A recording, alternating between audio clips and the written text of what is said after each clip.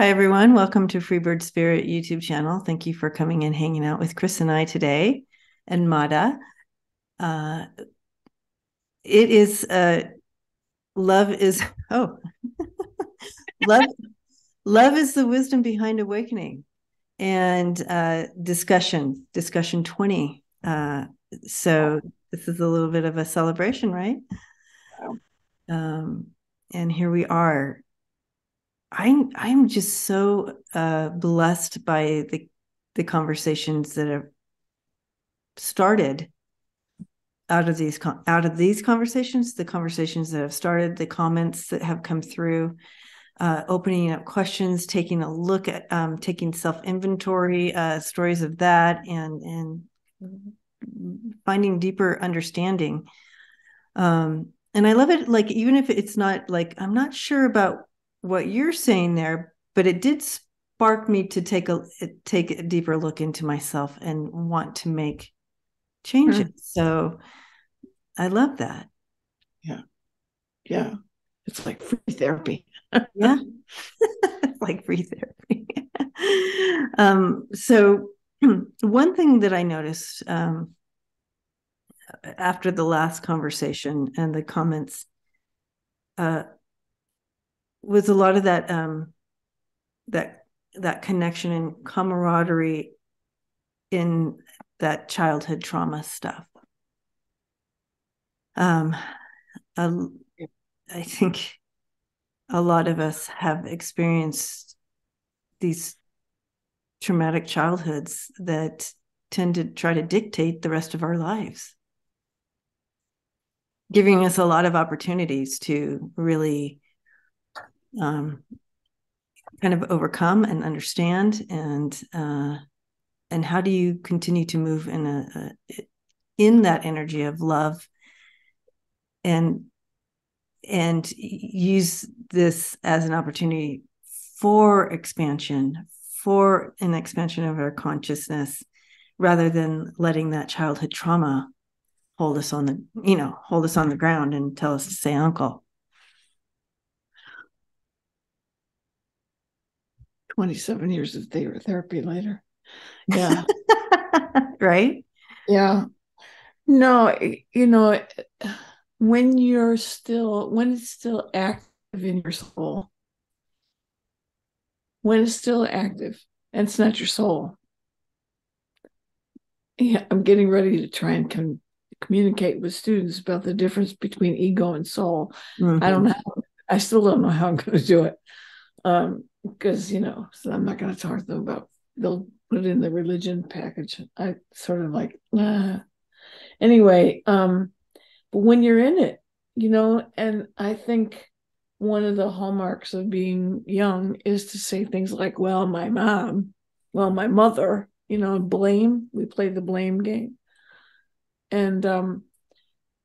And then we get caught in that. We get stuck in that. So as our lives continue and as we get older and we have kids of our own and do that, we start saying, well, I'm not going to do it like my mother did it. There's all that sort of reference back, but it's still playing an angry, hurt, blame game, right? Yeah. At this point in my life, and I think part of it is that I made peace with my mother after she left, which is important about the psychic medium stuff because it helped me do that. Mm-hmm. But to be able to really think about what love was for her, and that her mother died when she was 8 years old. And she was waked in the house, and she was the youngest of 8 kids. And she was passed from person to person after her mother died and went to 13 schools. And, and it was the 1930s, so Right. now they're going into World War II. They've just come through the Depression. Like, where did she get the skills? She was married at 19. I was born when she was 20. Right. So, you stop yourself at some point as an adult and you say, I can't blame that on my parents anymore. Right. I can't come through this sort of awakening process looking at my own history, my own behaviors, my own choices, I can't look back at her life and say, wow, what an asshole you were. You can't, it doesn't work anymore. Right. It I mean, you doesn't work. can do that. You have free will. You can. Yeah, but if you stay there, the vibration that you will occupy is going to be as low as the vibration you're complaining about. That's well. Can you say that again? That The well said. vibration that you're complaining about is the same vibration you're occupying when you do your complaint, or same vibration that they had. But it's, you really have to.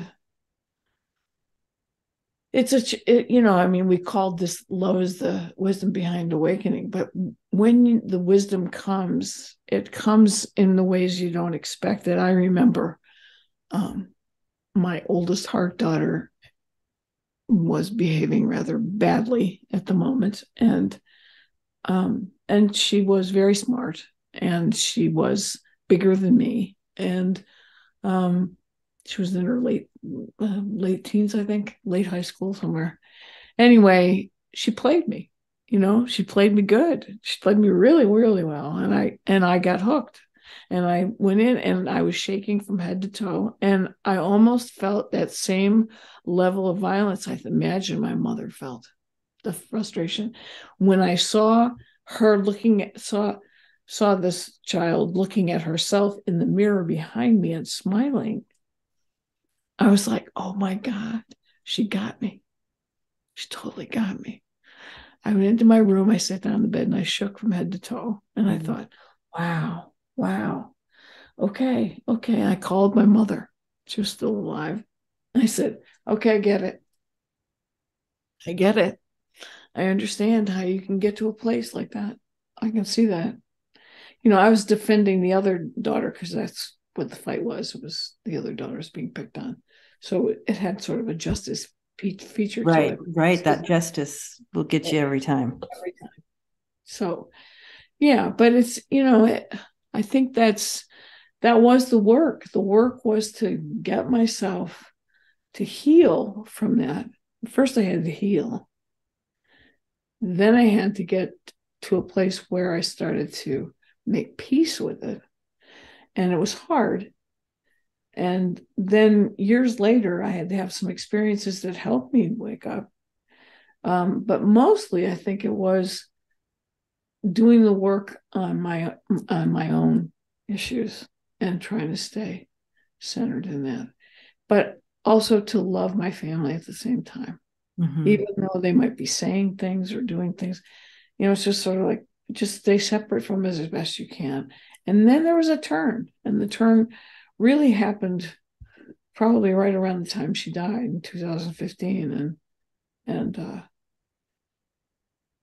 and then when I got sick and she came to me in the hospital, it was like, wow, and then we made some significant peace. But yeah, I don't know. I don't know. Anger is, and we talked about that last time. Anger, we talked about how anger is love, right? But in those moments, it doesn't feel like love. When you're feeling the anger, and of course, I can look back now and say, yes, I was in this sort of justicey place. But, in the moment, and if I had done anything, the justice thing would have gone right out the window. Right. So, And then that emotion would have been coming from a broken place, not because there's still love there. Still yeah. loved her. I mean, and you're responding out of love for both of them, because it's like, why you want the one who's being the challenger to kind of come from you love them so much, you want them to come, that you want them to heal and come from a not a broken place of why she would be treating her sister like that. And of course you're coming from the justice piece, and as far as for this the other daughter who was you were standing up for, of course. So you can see the whole scenario is all based in a space of love. Your reaction for both of them was from a space of love. But one, if you had not fully had a moment there of seeing it clearly, you could have easily come from a broken place of love. Yeah. Yeah. And of course, coming out of that history, I was very clear that I would never do that. Mm-hmm. Never, and never say never, Right. Never right. do it. And I was right on the edge. And I was like, oh my God, I'm almost there. And yeah, it's disturbing. Yeah, and here I teach conflict, right? And I also teach gender, right? So talking about domestic violence and all of that. And and I just always saying things like there's never an excuse for violence. Never. Mm-hmm. Never. Right. Doing harm. There's never an excuse for violence. Exactly. Until you feel the emotion in your own body. And then you're like, okay. No, stop yourself quickly. Uh-huh. And so how do you release that then? You're in that moment, you're shaking all over. Do you take a walk? Do you punch a punching bag? Is that releasing it in the correct way? Or, when it's built up? Should I ask you? There's many healthy ways. Again, I want to repeat that emotions are a gift. And I know we did get some feedback on that as well, as how can anger be a gift, or how can grief be a gift? And that I understand those questions. I have been in a lot of dark places in my own self. I've been to the depths of grief. I've been to the depths of anger, on the verge of violence. Where I could easily have gone the violent route. I have been on the depths of these. We all have. We've all been given opportunities to be to the edges of ourselves on all of these emotions. But again, they are still a gift because they all come from a space of love. Now, how you react with them, if you go over the top with this emotion, then it becomes you're coming from a broken place of that. So then I can hear people say, well, what about Hitler? He didn't come from a place that he did. His place was very broken. His love was very broken. Now, he stepped into the space of hate with love, didn't he? Yeah. And hate's an emotion too. Mm-hmm. It's complicated. It's not. It is complicated. It is complicated. It's not simple. Yeah.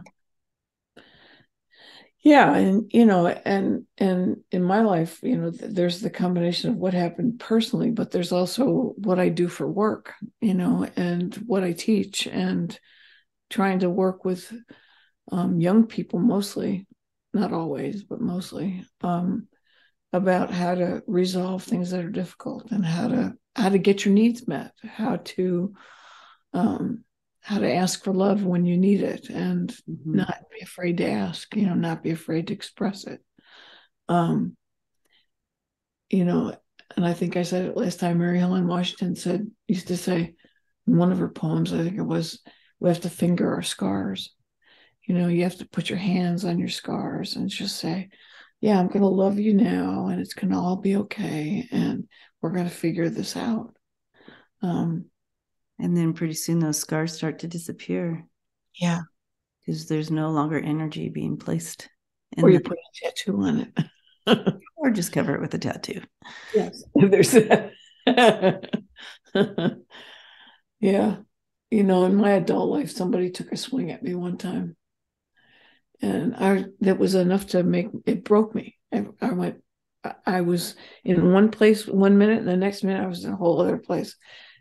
I went, oh, no, no, that will never happen again in my life. No. And I was out. That's it. Nope, not happening.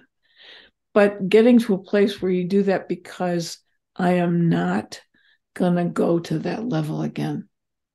I am not going to be that person that you vent your broken love on. Broken. Yeah, right. Right. Mm-hmm. It's not an easy place to get to, but yeah. Their brokenness. Mm-hmm. So they're trying to love, they're loving through a broken place. They're loving through a filter that's all clogged up. And speaking of Hitler again, he came from a very deluded place of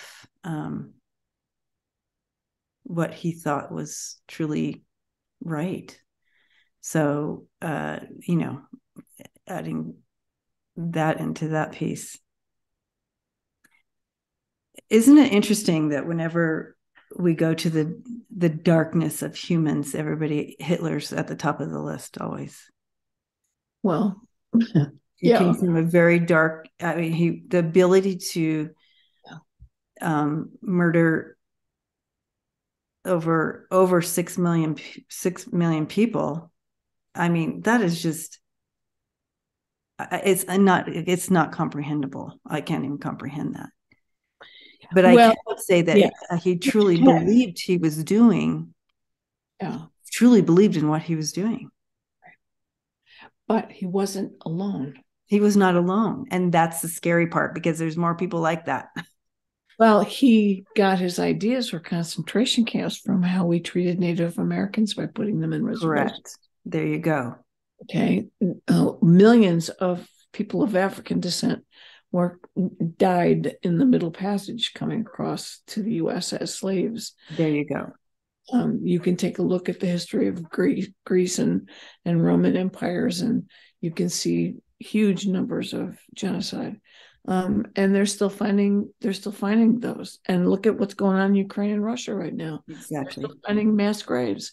So, he's a model, what they call in the business an exemplar, but he's not alone and not by himself. And we're at the moment, with the kind of political struggles we're having, giving voice to the very way of thinking. I'm not going to call it a political name, but a very way of thinking that allows us to objectify humans, to turn them into objects of difference, to sort of say, well, you're this, that, or the other thing, and I don't like that. We are all human, and we're all one, and yet there are certain belief systems, and his was one of them, that said, if you've got these characteristics or these practices, you deserve to die or suffer. So that's the way of thinking that's out there circulating. And it gives birth to some really horrible stuff. I mean, when we objectify people and turn them into something that's more a thing than it is a person. Mm-hmm. And that's what I think is so appalling about watching the Russian invasion of Ukraine. Mm-hmm. When you watch the way that certain groups have been treated, that the way that some of the Russian soldiers have become. I mean, the other part of this, which is, I think, more troubling to me than Hitler, is the people who followed Hitler. Right.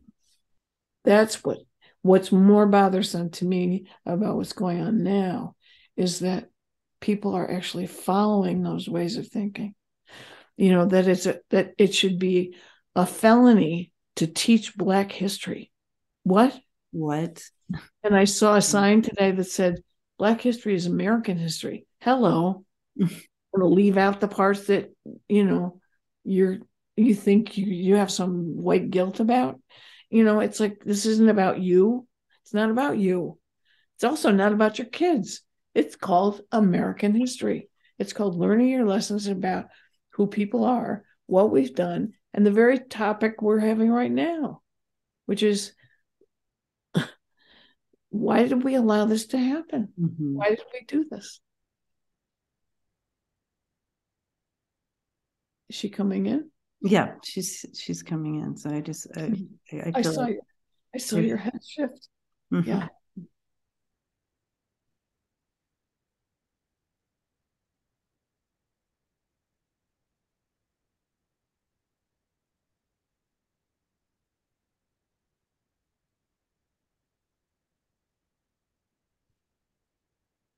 I just feel she's giving me a sense of, so thank you, Mada, for coming.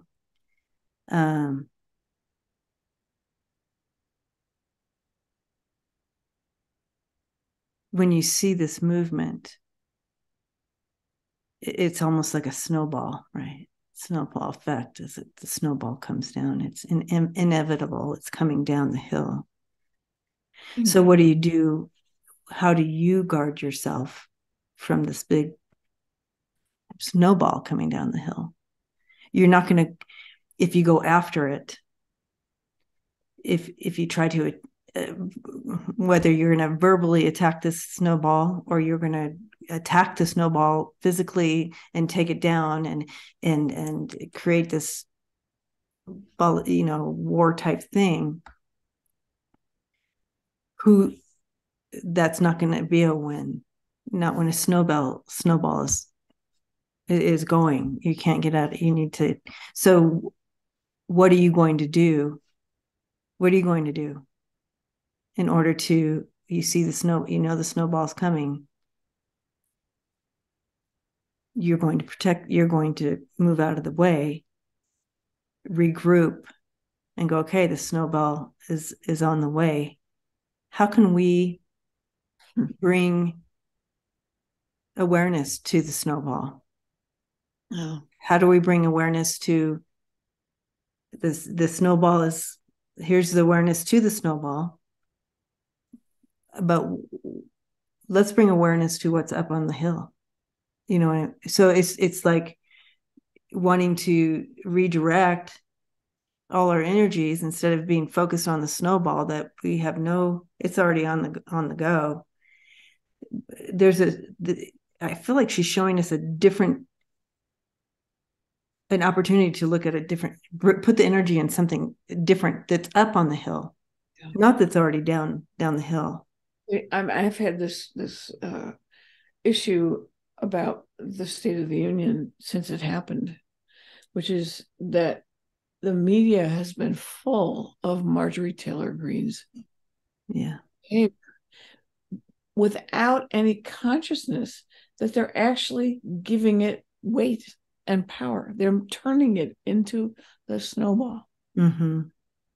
So they're helping her recruit followers with that, mm-hmm. even though there's mocking and silliness. Remember how Trump got the attention the same way, the exact same way. This isn't any different. No, it's the same playbook. It's and they played it over and over again in the media and the newspapers and the news, night after night after night. Even if he said nothing that had substance to it, because it was outrageous, they kept playing it over and over. And so now everybody knows who she is. Everybody knows what she was wearing, and everybody knows what she said, and everybody knows that she's a joke, and everybody thinks that's funny.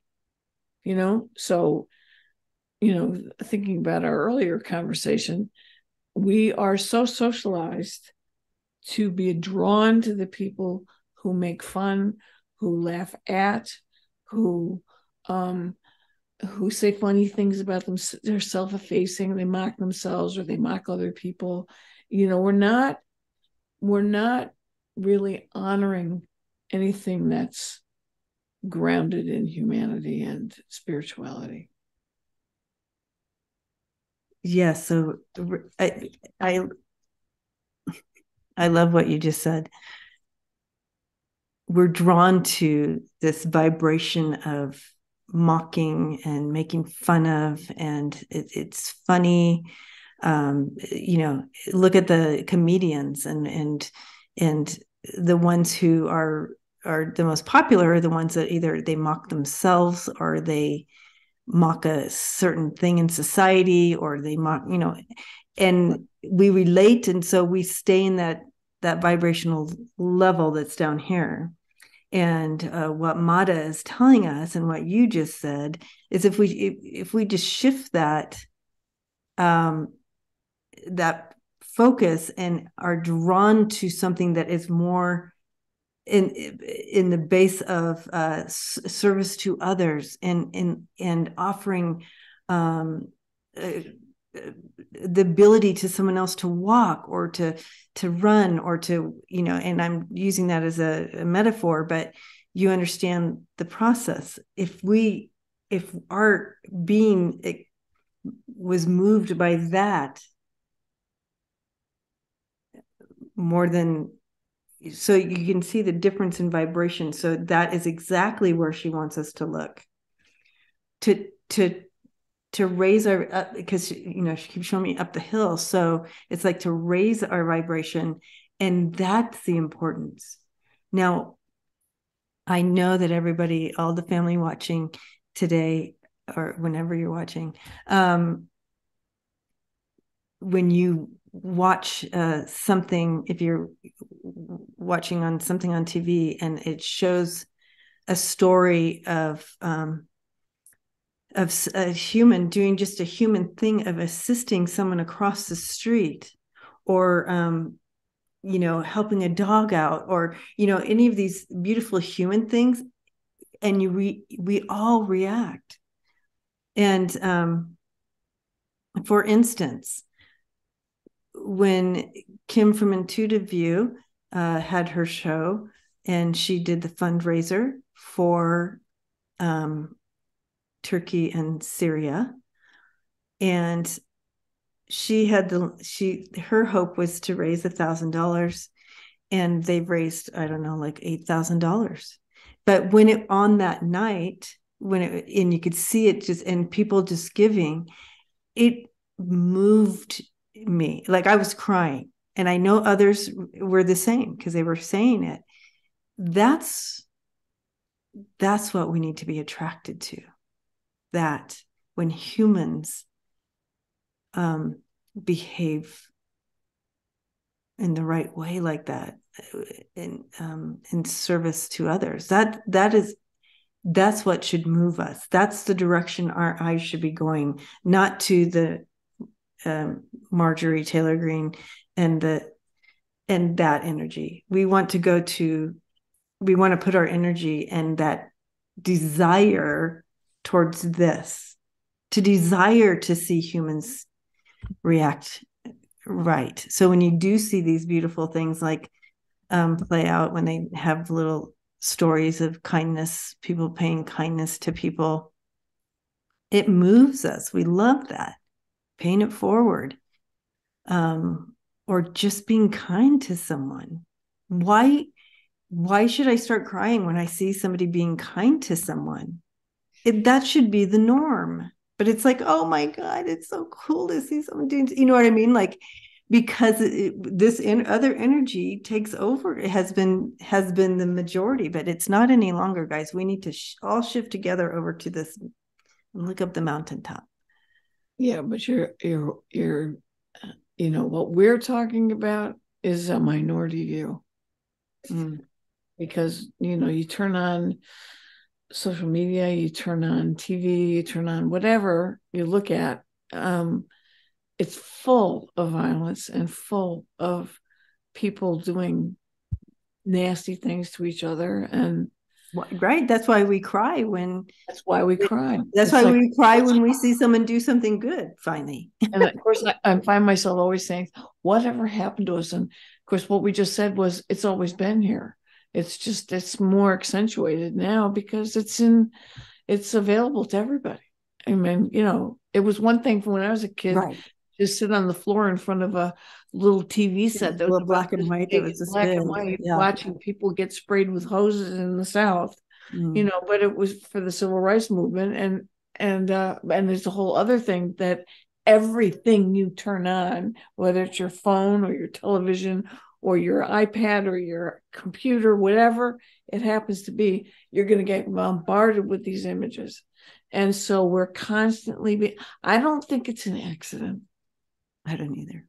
I don't think it's an accident. I think that what Mada is saying, it should be the kindness should be the norm. I know.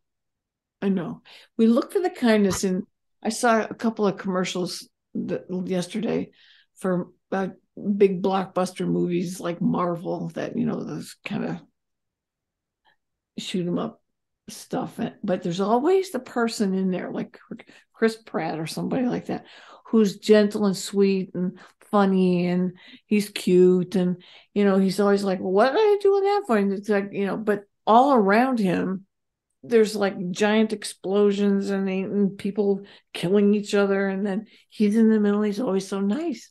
So there's a piece to that. So if you did a whole movie where he's just nice, you wouldn't get the following that the movie's going to get, because it's got this giant cartoon around it.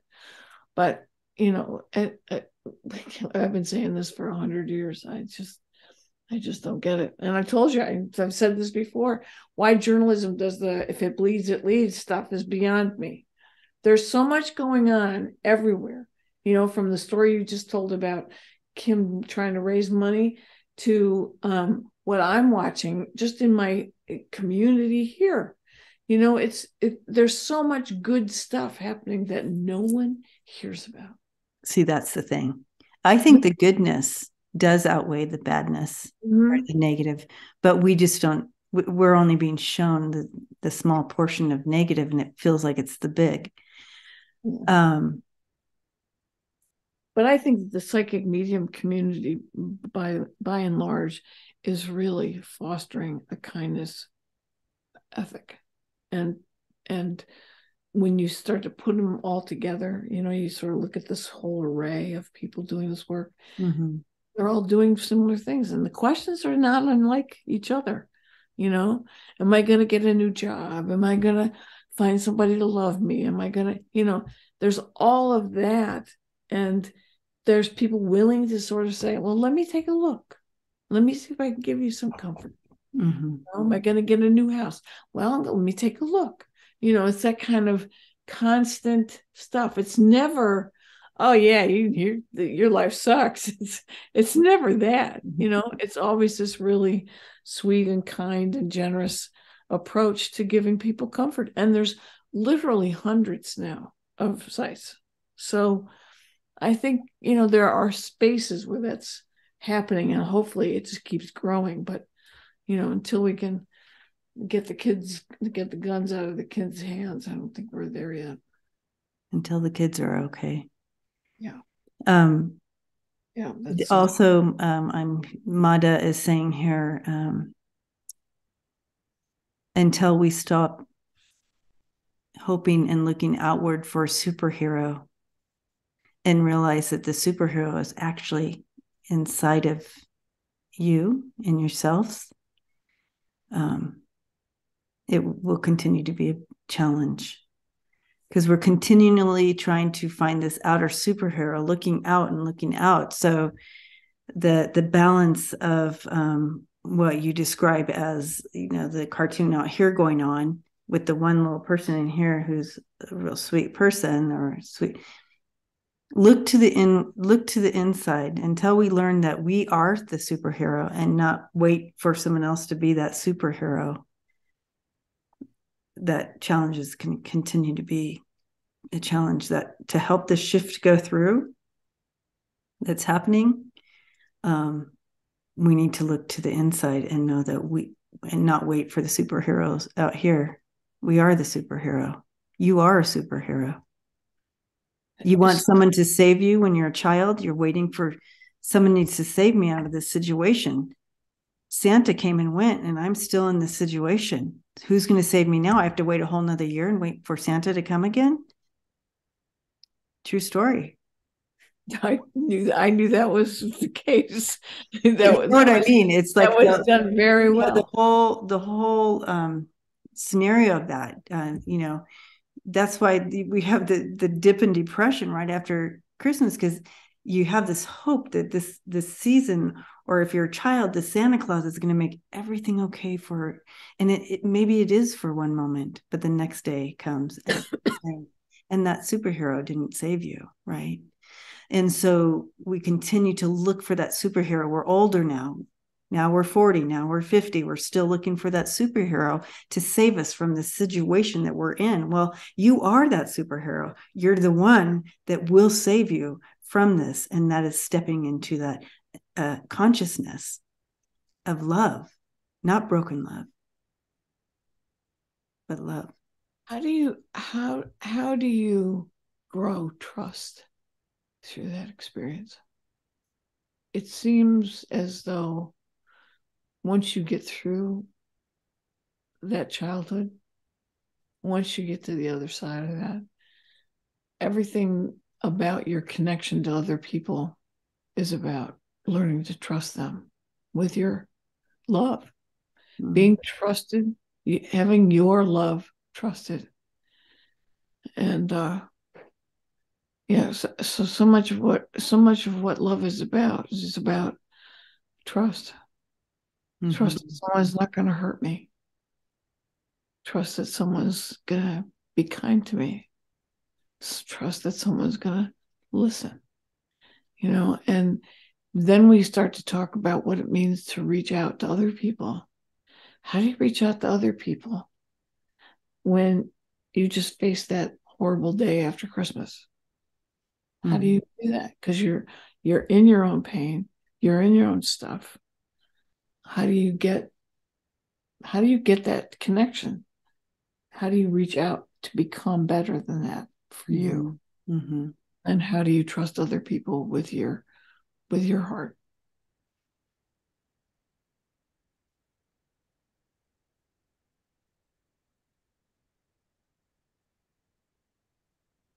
So the question is coming from a broken place. So if we were to reword the question,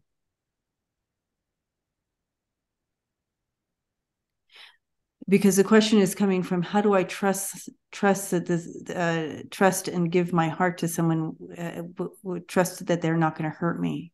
That statement alone is already stepping in that they're going to hurt me. So remember that you are the superhero. You are aligned with source.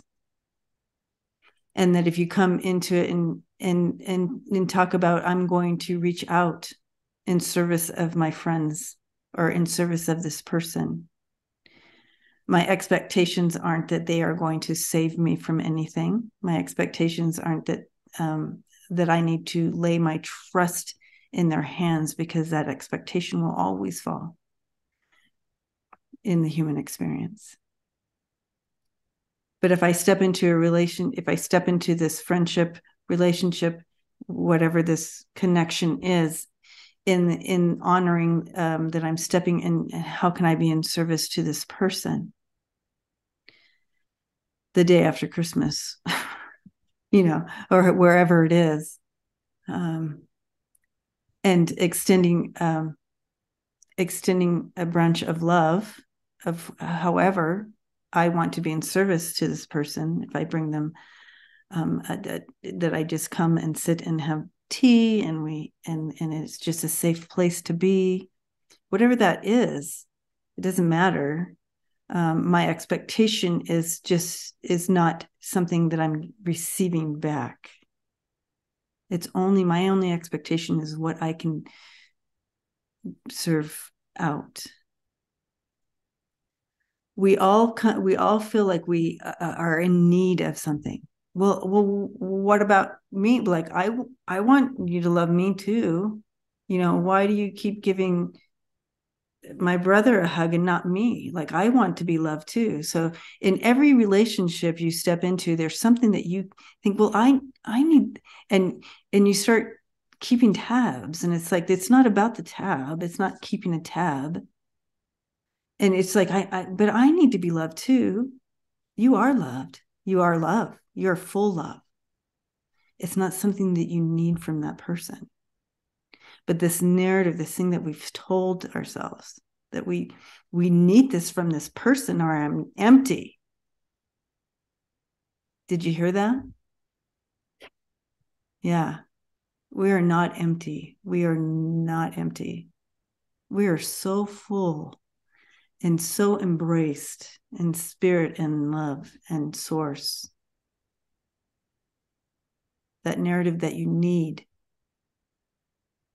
has been told you from the television, has been told you from the books you read. Well, if only I had that, I'd be fulfilled. No, you wouldn't. You're not fulfilled. You are your superhero. You are the one that fills you. You are fullness.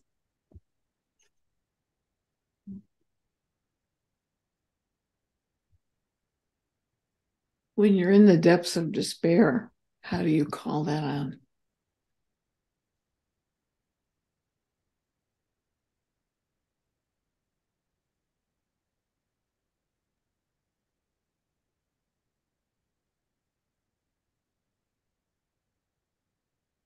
The depths of the despair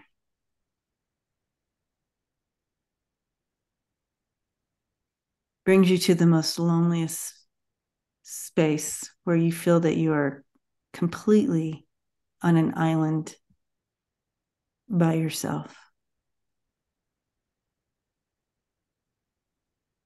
It also offers you that space and understanding where I think the term would be, you hit rock bottom. There's nowhere to go down, sideways. You can't even move from that space. And the only opportunity you have in this time is to reach into source within you, to take that first step out. Embracing yourself, embracing that despair, embracing that darkness.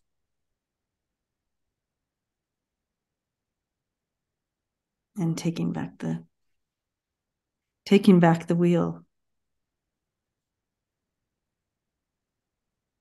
I know that a lot of people in that space have decided to come home because it's too dark and they can't find that superhero within them that. But literally, when you're in that despair, and I know a lot of our family here have been in this place many, many times, so you know what I'm talking about, that nothing can reach that. Even if you have a room full of people wanting to hug you and love you, you are completely alone in this. Mm-hmm. And this is one of the biggest moments in this human experience, to experience source. Mm-hmm.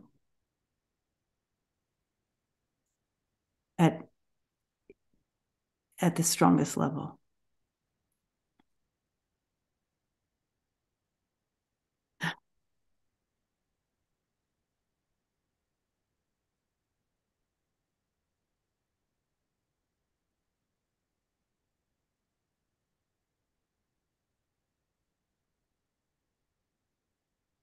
Mm.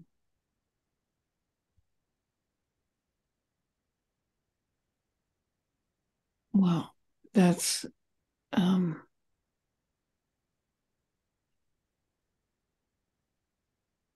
there are different types of despair as well, right? Yeah. Right. So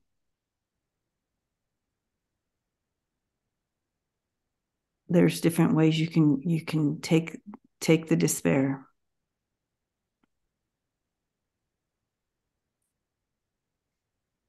This is a very layered question.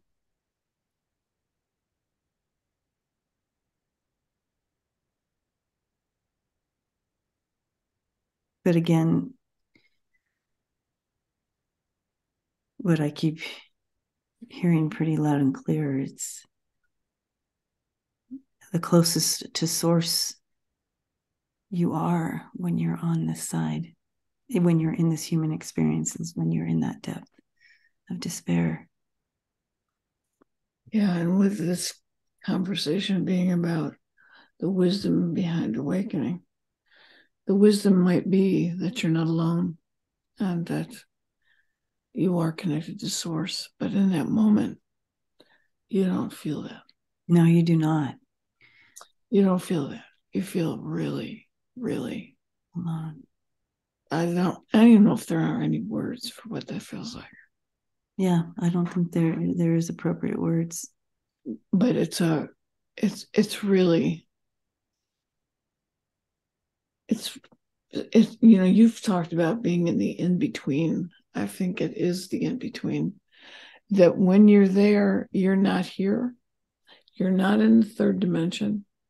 You're not there, and you're sort of straddling both places, but there's no voice, there's no comfort, there's no words, there's no, it's, yeah. I wrote a poem about that. Space Between Planets. It's called Space Between Planets, and it's about that despair, that place. Yeah. You got to read it to us? No, I wouldn't even know where it's at. I'd have to search. I'd have to do a big search. But a long time ago, I wrote when you said that, I'm like, oh my gosh, I don't remember sharing that poem with you. The space between planets. Space between, I have a painting of it in my garage. It's not suitable to be in the house. I have it. Oh, well, that would be something, right? To be able to find a painting that actually shows you what that's like, but it's not a feeling, it's not a, yeah.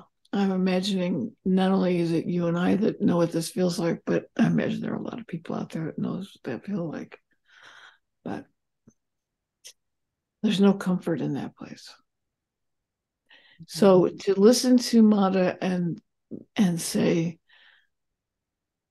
I'm saying the words, I'm connected to source, so you might feel like you're here all by yourself. It doesn't quite cut it, because something about this linear, three-dimensional life that we've got is so contingent on somebody else telling us we're lovable, somebody else saying, I'm here, somebody else touching your skin and saying, I'm giving you a hug. You're raised in that realm, and at the same time, it's actually, eventually, sometimes this is not really real. But when you're in that place of abject emptiness, the stuff you're looking for is not source. You'd like source to comfort you, but you'd like source to comfort you with the person who just left. And so what you're describing there is, and then people start to try to fill that void in all the 3D ways. Yeah. And as we know from experience, either our own experience or watching others, it doesn't work, does it? It's just, it's more detrimental on you. And then I think that the phenomenon that is so, and then taking apart apart the despair. Take apart the despair. Take it apart. Take it, put it in pieces, and take a look at it. Where's the beginning of it? Where's the end of it? How did it come into play in the first place? Well, people can say, well, I lost my loved one. They died. And that's where the despair comes from, because now I'm here alone. And that was out of my hands. It wasn't something I did. It happened to me. Mm-hmm. So then it's taking that apart. So it's literally every point of despair has a different link to okay, let's re-look at and rewrite the narrative that we have implanted in ourselves in regards to someone needs to love me. I need this to feel loved. I need to have this. I need to have this person that I love here on this planet. Whatever it is, to be whole and to be loved. So it's taking a look at those things. And I know it's a fight. I've been in the fight. I've personally been in these fights. So I'm not just saying these things. I'm not allowing, Mada is bringing in, it's not just coming from here. I've been through the struggles here. So I understand. So I want to make that clear when I say this, that I don't have a heart. I understand what it's like to be on the other side of hearing something like this and saying, fuck you. No, you don't know. You don't know what I went through. You don't know how much pain I'm in. I know that because I've said it 100 times. So, but what Mada is bringing here, I think, is so beautiful in that there's something that I don't have to own here. I can kind of step back and look at the despair. I have despair coming up. The anniversary of my son's death is coming up.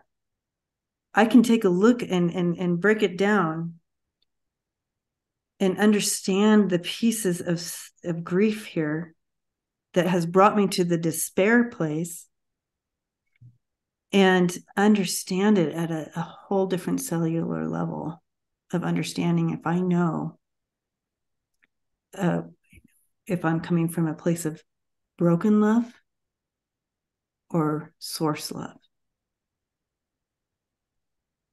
or both, and then you take a look at it and put Humpty Dumpty back together again properly. You know what I mean? Yeah, I do.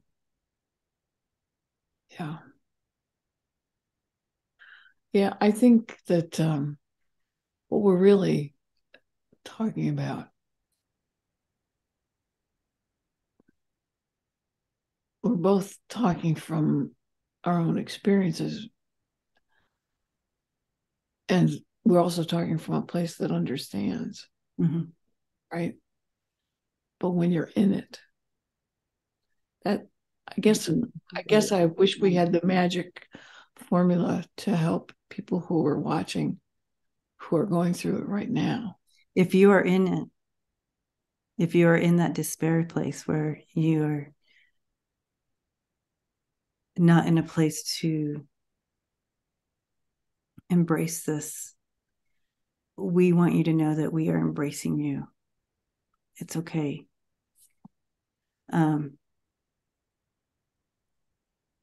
Feel the pain, feel the anger that comes along with the pain and the ebbs and the flows of that. Go ahead. That's okay. Just know that you are loved. We love you. We understand you. We see you.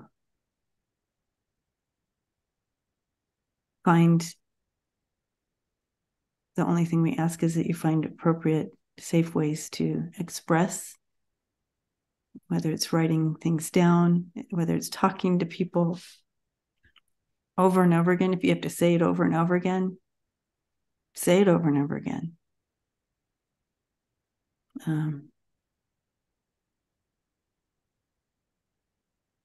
If you're in a place where there's no one to talk to us.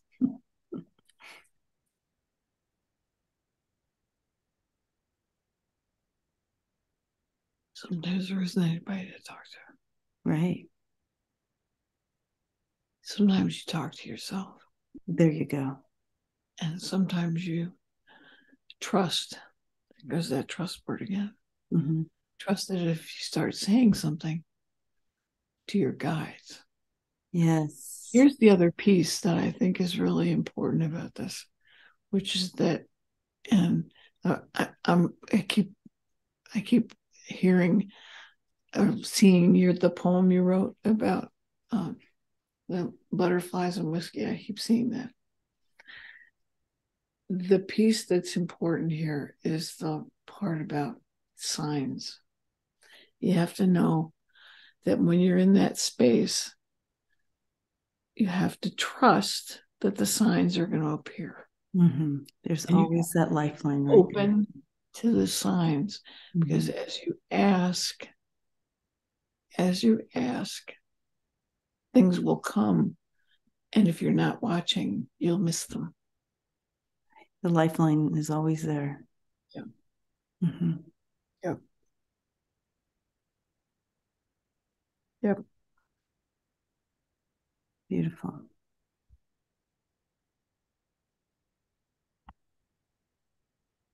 Yeah. I think that I was struggling here thinking about this and feeling it, that there was some sort of magic story, like Right. some sort of quick fix it thing we could put out there and say, try this. It works like great. But Yeah, that's not our life experience, is it? oh, Our no. life experience is to go through things. We, of course, we want that quick fix. I mean, we've created things to make things like that, like fast food and microwaves and whatever. We want that quick fix. We want to, we want things now instead of going through the process to get them. But that's not life, is it? We everything is like going through this to get to here. I call it precept on precept. So you learn this much, that gives you this much, and then you take that to here, and you're learning this much. So learn and then learn again, and then it piles up as you learn. And up here, you're like, wow, I learned all this. But it's like you take from here to learn to here to learn to here to learn to here. It's little by little. So I did all this happened so I could do this. And then you do this, and then all this happened. So you learn this much so you could do this. Do you understand what I'm saying? Yeah. Mhm. So that's, we go, you go, it's life. That's our life experience here. That's part of what you came here. That's what you came here to do, is experience and learn and grow. You can't learn by reading. I mean, you can't experience by reading a book, right? Oh, you can. The book person over here. No, I'm going, no, you can read it. You can't experience the Alps by reading a book on the Alps. No, but you can read the Book of Awakening and get a message that you are connected to source. Yes, but you have to do the actions within yourself. So you have to live it out. Mm-hmm. You can't experience awakening by reading a book. Mm-hmm. You can experience awakening by doing the steps by living it through it in your life. Yes, So people ask why when you live in the perfect place and everything's perfect and all is love, why would you come to earth to have a human experience? Because everything's about expansion. Everything's expansion. Even on the other side, everything's continuing to expand. And this human experience helps you in that expansion. So you can learn all about all these emotions by reading a book in heaven, or what, if I'm just making that up, reading a book in heaven, but by looking at people's lives and going, oh, well, and watching the scenarios play out.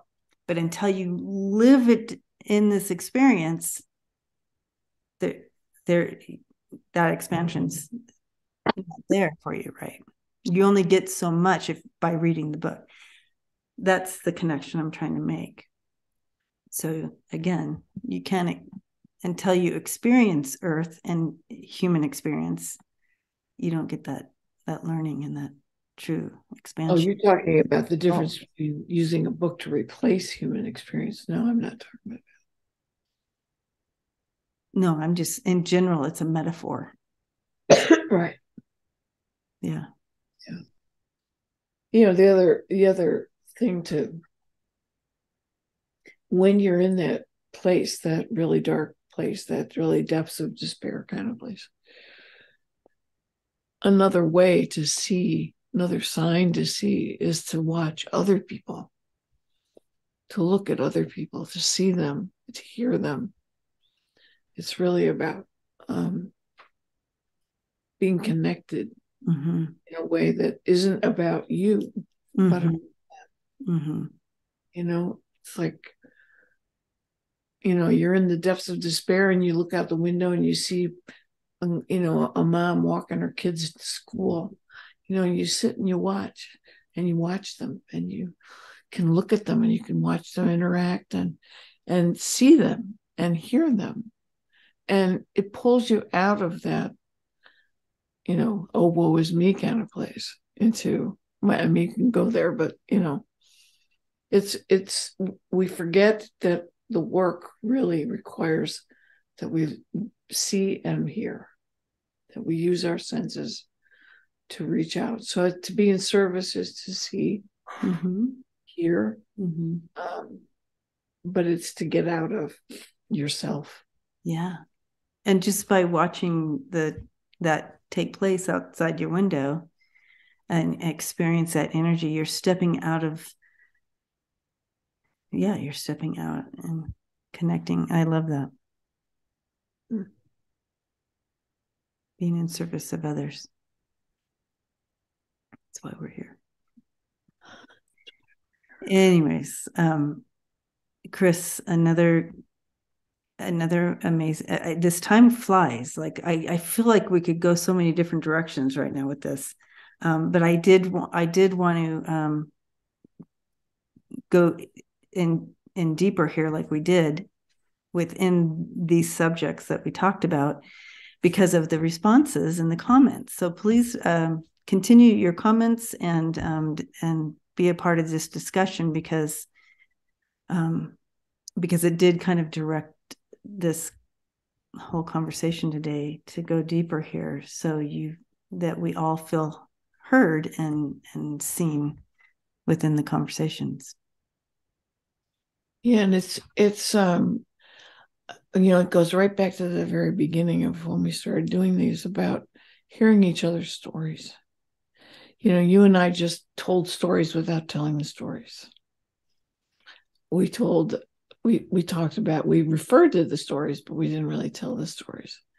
And I think probably in people's lives, the best thing to do is to really see and hear other people's stories, how they get